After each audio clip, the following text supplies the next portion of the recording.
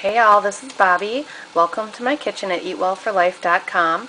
Today we're going to be making a gluten-free pizza. It's going to be a chicken vegetable, so I'm going to put some mushrooms and green peppers, onions, and some cheese and tomatoes on top of that.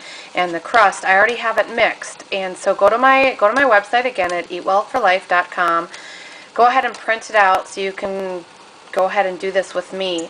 And then I'm just going to show you the look and the consistency of the dry mix that I had put together. So if you have your recipe in front of you, here it is. This is what the dry mix looks like. I mixed all the dry ingredients together, everything that you see on there.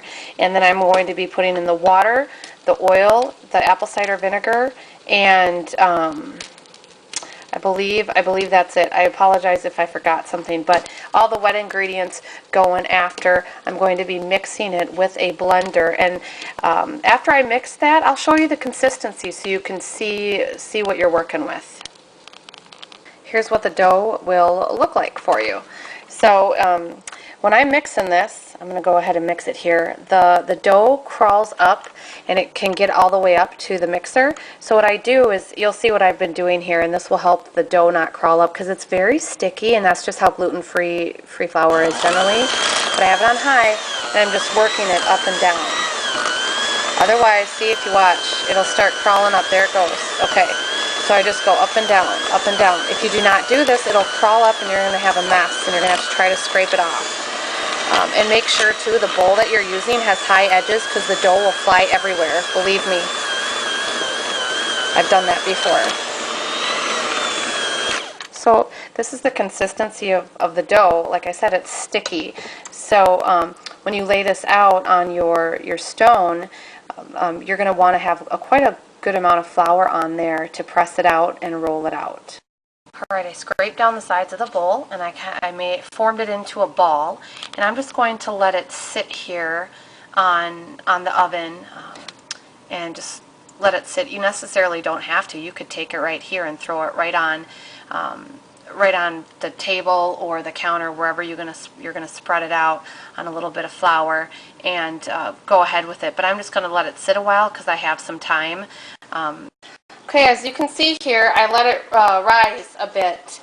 So after I mixed it up, I formed it into a ball, put a towel over it, and let it rise for about 30 minutes. And then I'm going to be punching it down and laying it out and on some flour and rolling it out with a rolling pin, or you can put it into mini pizzas like I had mentioned before. If you have a little bit more time before supper, you can just cover this up and put it right in the refrigerator and then take it out and roll it out when you're ready. What you can also do as an idea is, I doubled my recipe. I could pull it in half, make one crust of a very, very thin crust pizza. I just like a little bit thicker crust. That's why I double it. But you could put the other half of it roll it into a ball and then put it in some plastic wrap and freeze it, or you can just flatten it out and you can put wax paper in between the little mini pizzas and then put plastic wrap around it and freeze it and use it when you need it as well. Here's the dough. I took out little pieces and I put a bunch of you can put garbanzo bean flour down here, or I just did my all-purpose flour mix. And I put some of the dough on there, and I flipped it. I put it on its back, and then I flipped it to its front, because if you'll realize, the dough is extremely sticky. So a little bit of the flour will go a long way. I put them on this pan, and then I just press them out, and you can see I have the little edges on there, like little pizzas. And then they will go in the oven. I'm going to brush them with some olive oil, and you can even do some crushed roasted garlic on there. And then I'm going to put it in the oven for 10 minutes. Here are the cooked mini pizzas. I'm just going to add some spaghetti sauce or pizza sauce on it. I'm going to I put some chicken breast in there after it was cooked, and I just shredded it up. And then I'll probably add some cheese on top of it.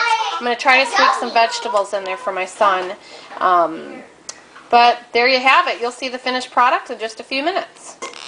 Now here is the pizza that my husband and I are probably going to eat tonight.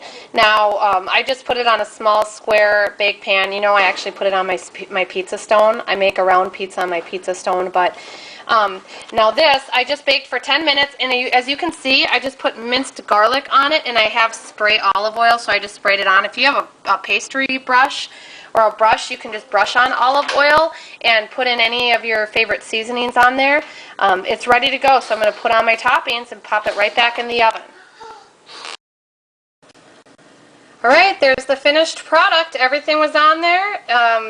We're good to go. There's your little personal pan.